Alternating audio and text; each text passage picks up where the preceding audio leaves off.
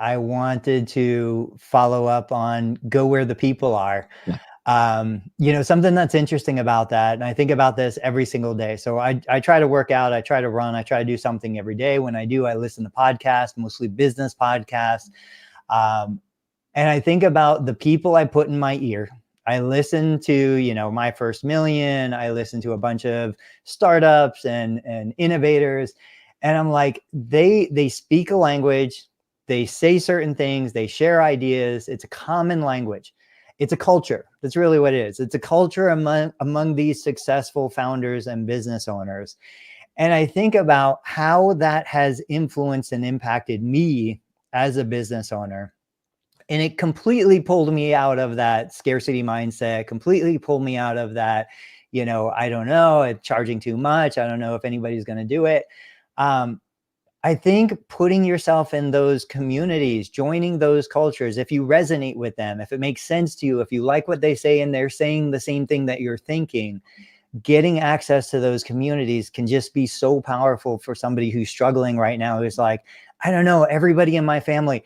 I share the story all the time. My wife says every business idea I have ever had is the stupidest idea she's ever heard. I shared on LinkedIn. I said, imagine, and I can't even pronounce his name, so I'm not going to try, the founder of IKEA. Imagine him when he told his wife, told his brother, told his sister, he's like, hey, I'm going to start one of the biggest furniture stores in the world, but I'm not going to let anybody buy the furniture that's already built and made. I'm going to make them wander through my store for 90 minutes. Walk one way. Yeah. I'm going to wear them out. They're going to get lost. They have no idea. And then when they get to the end, they're going to pull boxes. They're going to have to drive it home, hanging out of their car. And then they're going to have to build it themselves. That's the idea. Like nobody in the world would tell him that's a great idea. And so many of these Uber and Airbnb, we're going to have some weirdos sleep on the couch and we're going to charge them $50. Yeah. Nobody would ever think these are great ideas. So, but you get around the right people, you get the right information. It's life-changing. You also have to have some success before people join in. I mean, there's like a famous line or internet meme that goes around is like, when they see your idea at first, they sort of mock you.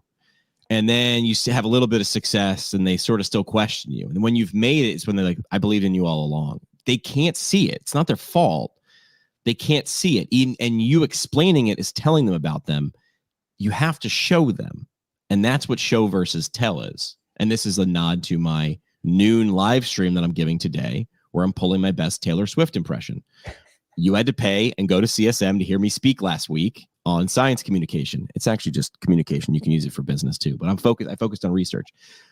That barrier, I'm going to remove it because I'm going to put it on YouTube Live and you can ask questions and then you can watch it later.